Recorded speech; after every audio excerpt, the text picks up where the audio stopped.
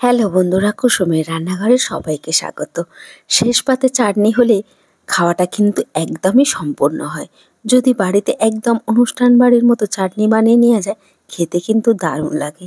কাঁচা আম শেষ হওয়ার আগে বাড়িতে একবার এইভাবে অনুষ্ঠান বাড়ির মতো কাঁচা আমের চাটনিটা বানিয়ে নিতে পারেন।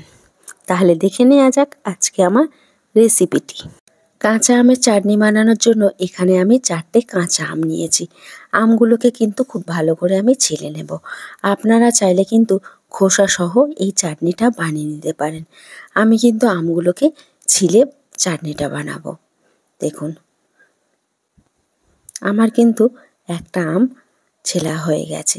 একইভাবে কিন্তু আমি সব আমগুলোকে ছিলে নেব। আমার কিন্তু সব আমগুলো ছেলা হয়ে গেছে। তারপরে আমগুলোকে আমি কেটে নেব। দেখুন, এইভাবে লম্বা লম্বা করে আমগুলোকে কেটে নিতে হবে। একইভাবে কিন্তু সব আমগুলো আমি কেটে নেব। আপনারা চাইলে আপনাদের পছন্দ মতো শেপ দিয়ে কিন্তু আমটা কেটে নিতে পারেন। দেখুন, আম থেকে এই আটিটা কিন্তু আমি বাদ দিয়ে দেব। আমার সব আমগুলো কাটা হয়ে গেছে। তারপরে এটা একটু ধুয়ে নেব। তারপরে এখানে আমি কড়াতে আমগুলোকে নিয়ে নেব। এখানে আমি 2 কাপ জল দিয়ে দেব আমটাকে সিদ্ধ করার জন্য। সামান্য একটু লবণ দিয়ে দেব, আর দিয়ে দেব 1 চিমটি হলুদের গুঁড়ো। এটা একটু কালারটা খুব ভালো আসবে।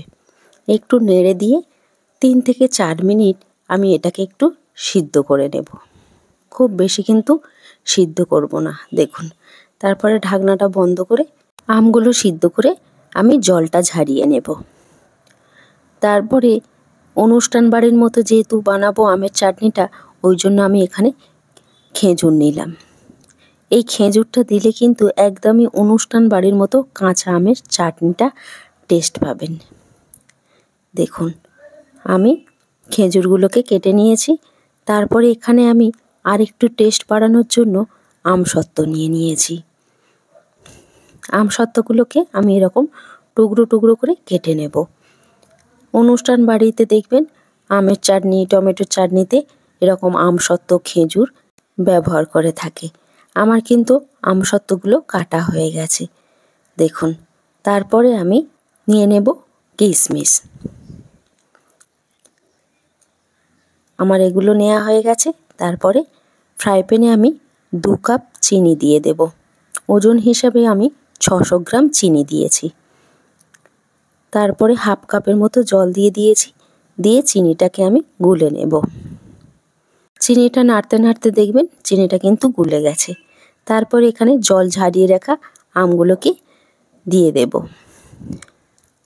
দিয়ে আমি হালকা হাতে নাড়তে থাকবো। খুব বেশি জোরে নাড়বো না, তাহলে আমগুলো কিন্তু ভেঙে যেতে পারে। এইভাবে লো টু মিডিয়াম হিটে রেখে আমগুলোকে ফুটিয়ে নিতে হবে চিনির শিরার মধ্যে। 5 থেকে 6 মিনিট এইভাবে আমি কিন্তু ফুটিয়ে নিয়েছি। তারপরে এখানে আমি কিন্তু হাফ চামচের মতো কাশ্মীরি লঙ্কার গুঁড়ো দেব, কালারটা সুন্দর আসার জন্য। আপনারা চাইলে কিন্তু এটা স্কিপ করতে পারেন। তারপরে কেটে রাখা খেজুর, আমসত্ত্ব আর কিশমিশগুলো দিয়ে দেব। দিয়ে আমি আরেকটু নেড়ে নেব।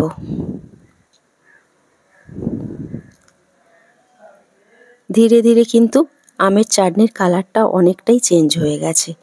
আমার কিন্তু আমের চাটনিটা প্রায় হয়ে এসছে। তারপরে এটাকে আমি একটা মিক্সিং বোলের মধ্যে ঢেলে নেব।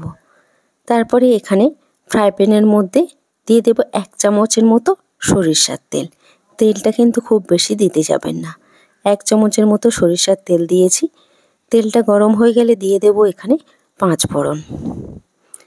5 ফোড়নটা একটু যখন দেখবেন ফোড়ন থেকে খুব সুন্দর একটা গন্ধ বেরোবে, তখন কিন্তু আমার আমের চাটনিটা দিয়ে দিতে হবে। দেখুন, আমি আমের চাটনিটা দিয়ে দিয়েছি। দিয়ে আমি একটু হালকা হাতে এটাকে নেড়ে নেব। আমের চাটনিটা যাতে ভালো থাকে সেই জন্য আমি এখানে 1 চামচ ভিনিগার দিয়ে দেব। এই ভিনিগারটা দিলে কিন্তু আমের চাটনিটা অনেক দিন পর্যন্ত ভালো থাকবে। আমার আজকে এই আমের চাটনির রেসিপিটা আপনাদের কাছে কেমন লাগলো অবশ্যই করে কমেন্ট করে জানাবেন। আপনাকে কিন্তু একবার এইভাবে অনুষ্ঠান বাড়ির মতো আমের চাটনিটা বানিয়ে নিতে পারেন। আমার কিন্তু এটা হয়ে গেছে। এবার আমি প্লেটে করে ঢেলে নেব। বাঙালির শেষ পাতে কিন্তু এই রকম আমের চাটনি হলে আর কিছুই লাগে না। দেখুন, দেখতে যতটা লোভনীয় হয়েছে, খেতে কিন্তু দারুণ হয়েছিল।